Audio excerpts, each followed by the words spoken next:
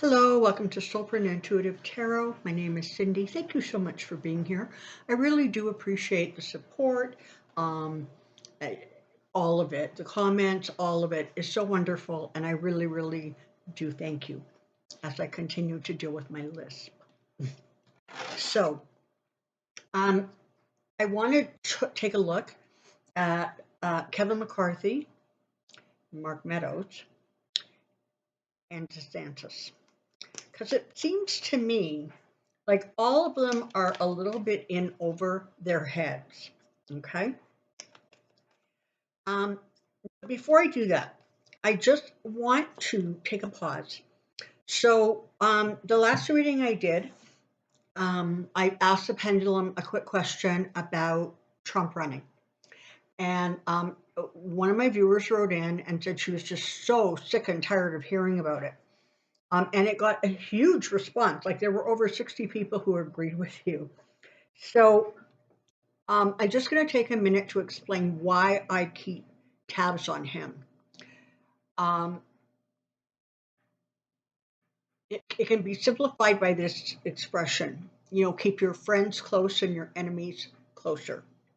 He is being every day backed more and more into a corner today. Okay, so you're going to see this on the 26th of April. I'm recording it on the Monday. He was held in contempt, and he is now going to be subject to a $10,000 a year, $10,000 a day fine for not handing over documents in the case that Letitia James has with regards to the Trump organization. So every day it gets worse and worse for him. He's like a cornered animal. And that's when he, and frankly they, are at their most dangerous, they being the cornered animals. And it's absolutely true that energy is energy, and the more we sort of dwell on this or look at it, we're ramping up the energy. But this is the way I think about it. So it's a single question. And for all of you who are getting tired of the question, and hey, I'm probably first on the list, okay? There's probably twice as many or three times as many who are secretly worrying about it.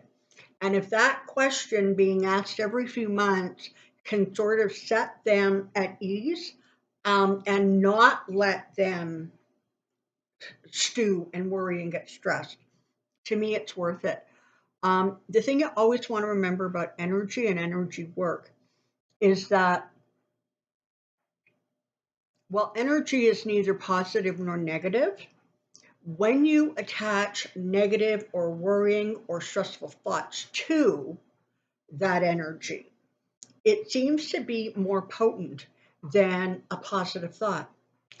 And so it's super important that everybody sort of just try to stay on the same page about knowing that he's just not going to be around. He is diminishing and diminishing every day. And so that's kind of enough of that. But I did want to explain why every few months I go back to the same question. It's because the more bad news he gets, the more we have to keep a closer eye on him. Your country cannot afford, in my opinion, being a Canadian, cannot afford to take your eyes off of this guy, because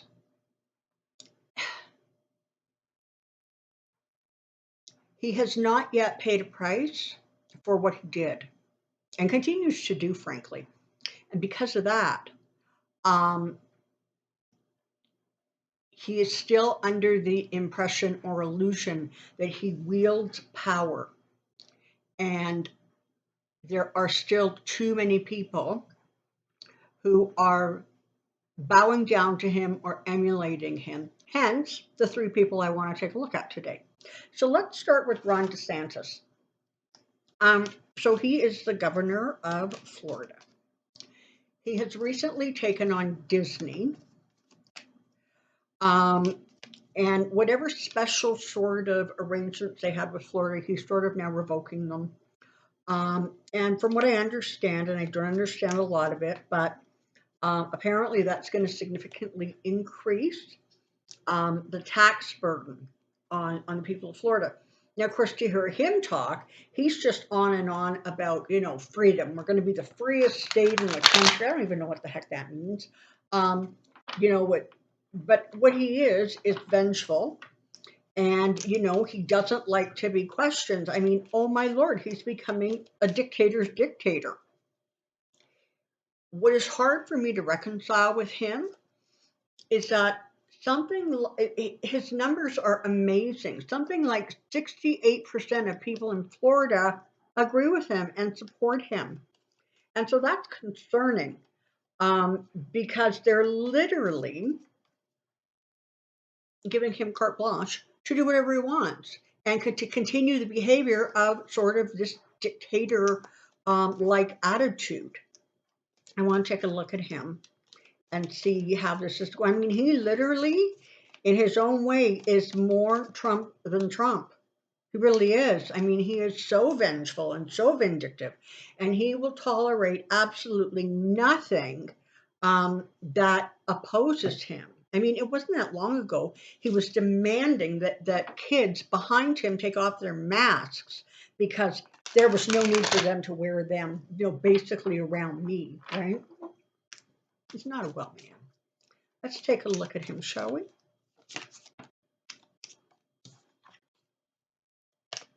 One down. I have a question. Okay, here we go.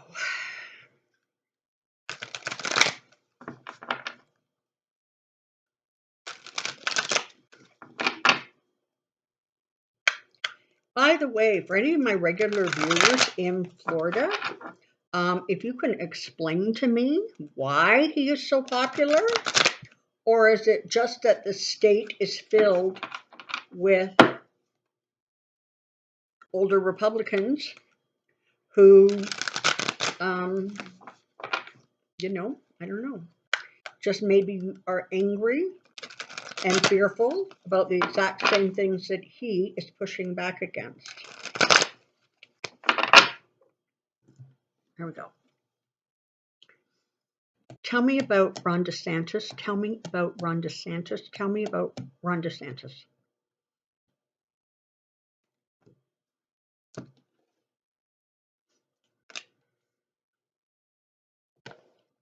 Okay, so we're starting off with the Seven of Pentacles. This is what's at the bottom.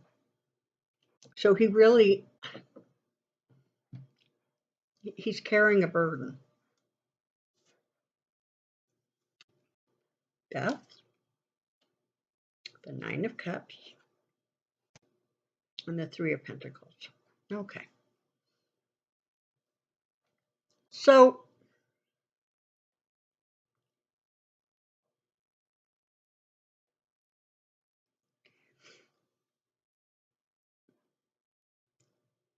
he is not,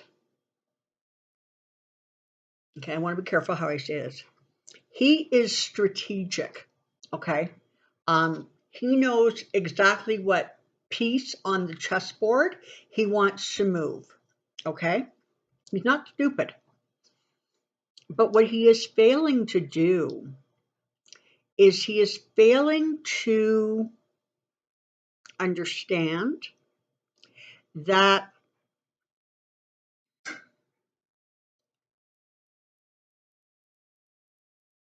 he is going to end up with less than he thinks. In the final analysis, this isn't going to go as well for him as he thinks it's going to go for him. Unfortunately, even with the Death card sitting here, so a shift, a change, right? An ending, he has the Nine of Cups sitting here. And so this is about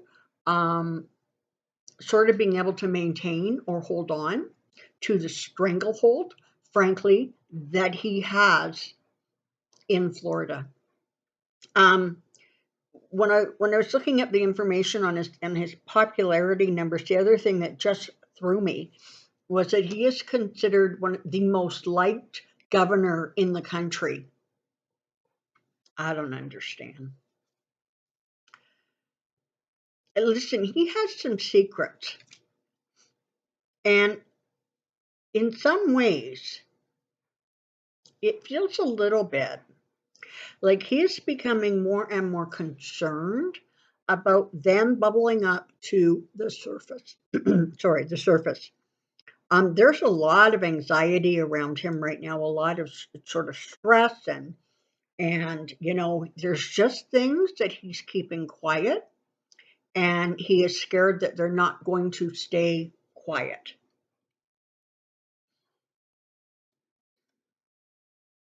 But because he is who and what he is going to continue to push forward, frankly, with very, very little regard to the consequences.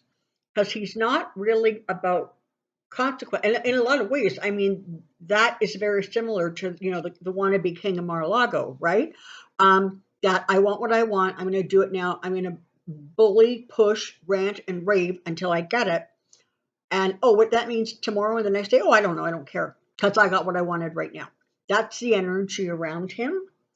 And so he is going to continue charging forward, even though there is going to be a significant price to be paid for that very behavior.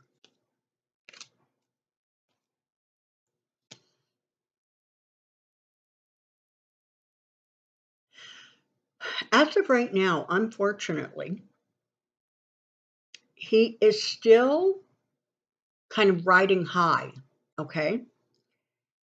And I'm not necessarily seeing that changing in the immediate future. I don't remember anymore when DeSantis is up for governor, but I think it's in the 2022, like those midterms, I think, not sure.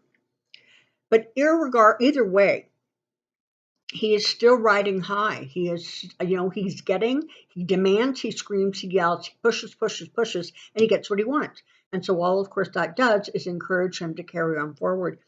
But this magician here, it's interesting to me because the feeling I'm getting from it is that sense of there are things that have gone on behind the scenes that are so underhanded. And the problem is, whatever partnerships he has created, whatever he's, forces are joining hands behind the scenes, the reality of the situation is one of the things that we have learned in the last 2 years is that there is no low enough for the Republicans to not disapprove of. And they will continue to just follow him blindly. And so even if stuff comes out that is not shedding him in a good light, most people are not going to care because most people are getting their news from one source or a couple sources. But again, they listen to what they agree with, who agree. They listen so that they can get their own thoughts reinforced and confirmed. Okay.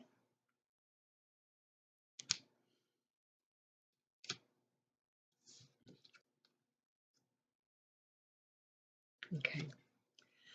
All right. Down the road a little bit, I think that he's going to run into some significant problems pertaining to money. And I don't know if this is hidden money. I don't know if this is like investments and stuff that he has done that's sort of shady. I don't know. Or it has to do with kind of the financial damage that he is going to be or is causing or will continue to cause on the state. But it looks like there's going to be, some significant issues that he's going to have to address when it comes to the nuts and bolts, if you will, of actually running the state. So money primarily, how that's working out for him, it's not well. And in the foreseeable future, he will continue to just carry on like nothing applies to him in terms of the law or moral anything or anything. As long as he wants it, and he's going to do whatever he can to get it. Um,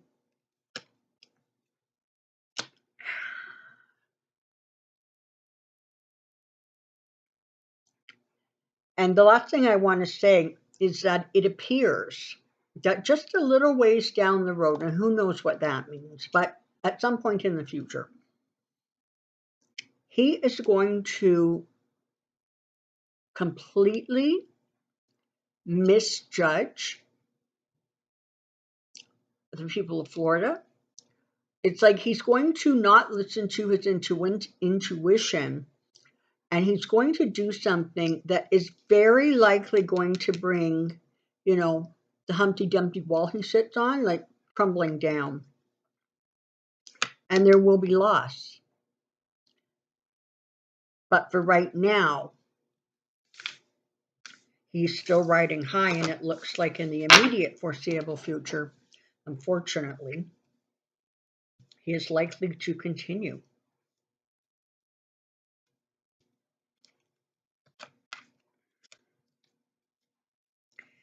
Very, very sad. Um, you know. Now, of course, on the other hand, apparently Beto O'Rourke and Abbott are like now like neck and neck almost. They're tied, which is amazing. I mean, that's tremendous good news for Texas. I guess the whole stopping everything at the border and all of that food that went to absolute and nothing was found that they were searching for, like I guess guns or weapons or whatever the heck they were doing there. So I don't think that is helpful to him, Greg Abbott. But we'll take a look at that at some point. All right, I want to move on to Mark Meadows. So this is a pathetic man. Like, I'm just sorry. But he writes a book, and then Trump doesn't agree with something in the book, and he says, well, it was a lie. Oh my God.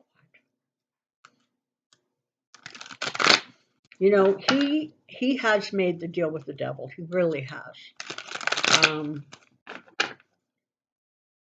And that's where he sits right now. So a lot of emails coming out, a lot about what was going on right around January 6th, the people he was in contact with. There's more emails to come. There's more of them. Here we go. Tell me about Mark Meadows. Tell me about Mark Meadows. Tell me about Mark Meadows.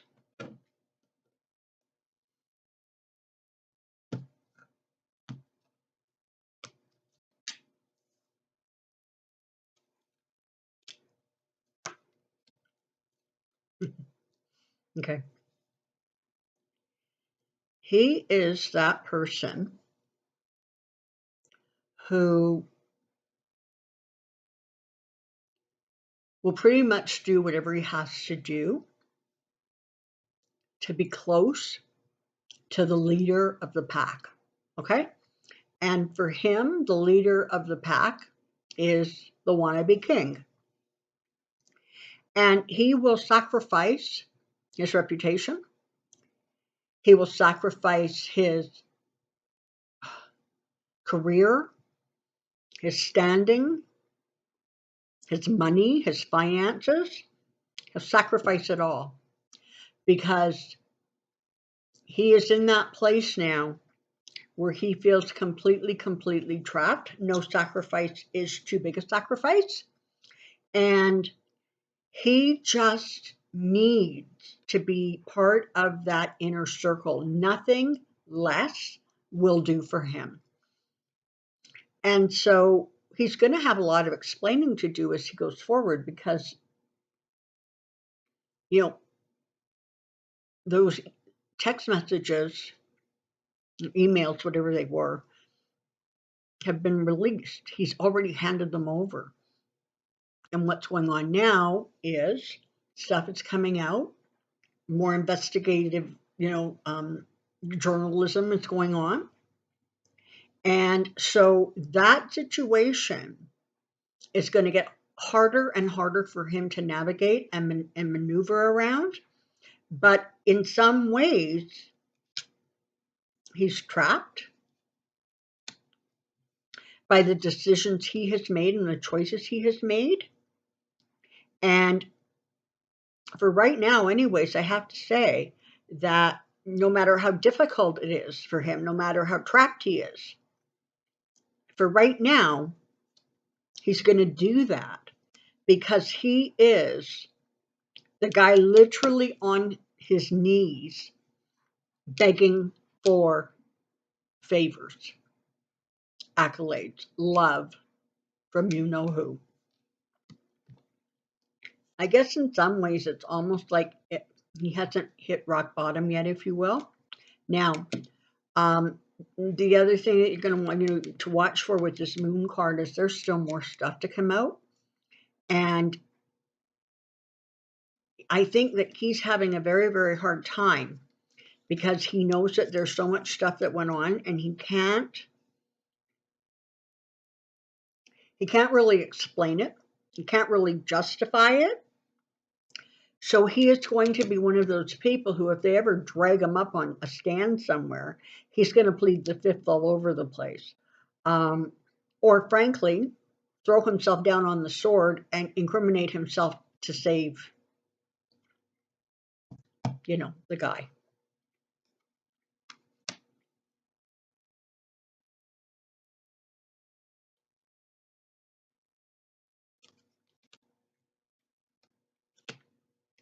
So again, for right now, you have somebody that is going to continue on the path they're on, but it feels very much like it's going to get very, very difficult for him. I almost want to say like over the rest of the spring into summer, I think it's going to get really, really hard for him, especially once the testimony from the January 6th thing goes public. And every day, there's going to be more and more coming out, and it's going to paint a lot of people in a really bad light. But for right now, he's trapped, and he's completely prepared to sacrifice whatever he needs to sacrifice because he feels like it's like he thinks that he hit the pinnacle of his career with who at his standing beside the former guy in that big White House. And unfortunately, I imagine he's correct. But so it feels like it sort of feels like as I sit in that energy, it feels a little bit like, well, excuse me, this is the guy that got me farthest. And so this is the guy I'm sticking with. And so he has become kind of the master, if you will, of his own destruction.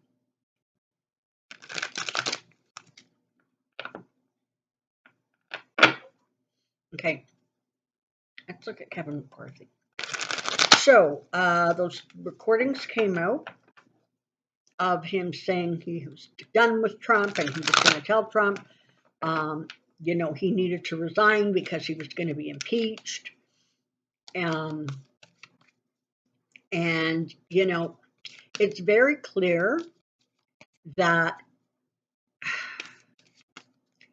he really was sort of straddling a fence because he was saying one thing privately, one thing publicly, and I think beyond that, he was actually saying a third thing to the then president.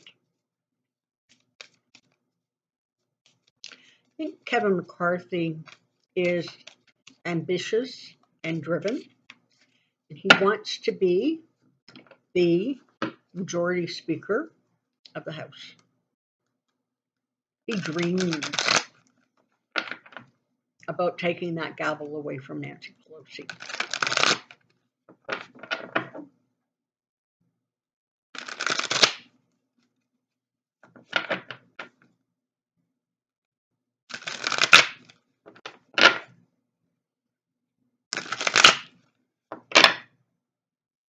Okay.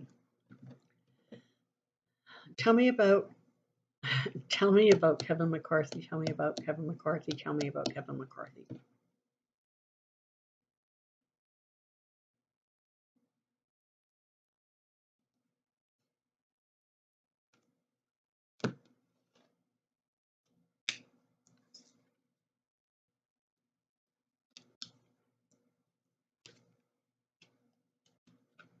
Okay. So right now, as I move into that energy, it feels really overwrought. It feels like he is kind of almost feeling like emotionally, like I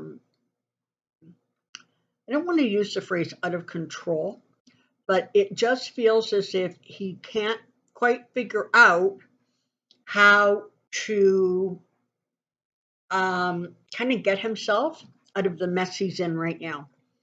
In his head, aside from the incredible drive that he has to become majority speaker,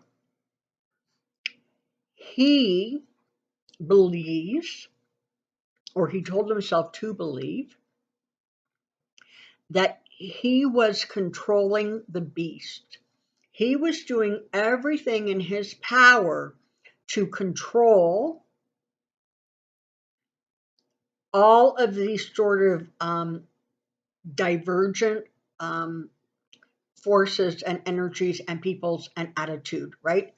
So that's part of the reason why he would say one thing to one group and one thing to somebody else and something else to Trump. It was because to his mind, he really felt like he was holding it all together. Okay, he saw himself as sort of that person who could juggle all the balls and keep everything in the air. And I don't know. I don't think he did a very good job of that. His strategy right now is to continue to push ahead. Okay, he's not going to change force. It's interesting that for all three gentlemen, I use the term kind of loosely, the chariot has come up for every single one of them. And that's that energy, right? It's that I'm just going to push forward and push forward and push forward. If I scream something loud enough people will believe me that I don't have to justify my behavior, or I don't even have to explain my behavior. And it's that sort of real, like, testosterone fueled kind of I can do what I want sort of male energy. And listen, I cast no aspersions on real men, okay? I'm not sure that that's what these guys qualify as, because their ego drives the decisions they make 100%. So it's just interesting that they have all gotten the chariot. He's going to try to wiggle out of this, and you know what? I don't think it's going to work for him, frankly. So you have the 9 of Wands, you have the 8 of Wands, and you have the 6 of Swords. So even though he is going to try to, maneuver himself into sort of the background again and want this to fade, there's more information coming out. And that's really, really good. Going to put him in a place where he becomes even more trapped, even more, frankly, unable to explain himself or his behaviors. Yeah. In some ways, it feels as if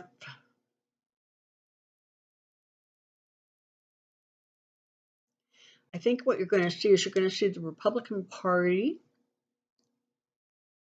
for the most part, supporting him publicly, but quietly,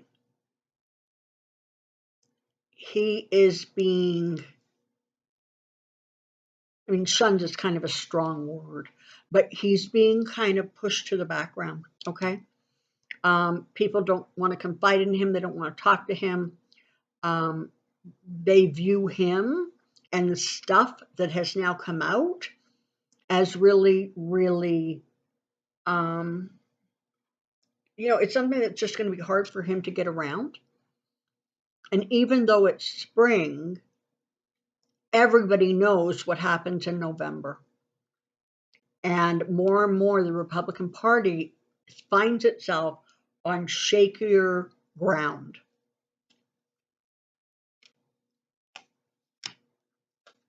Yeah.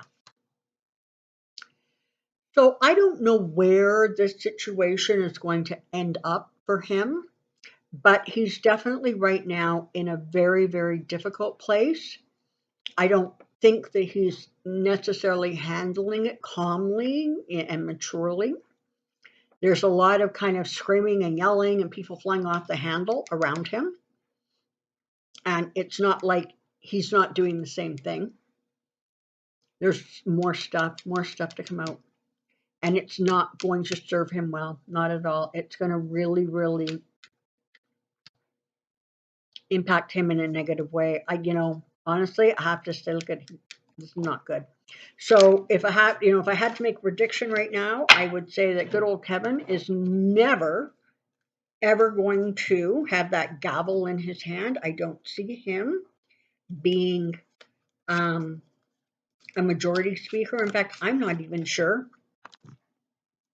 he's going to stay as a minority leader.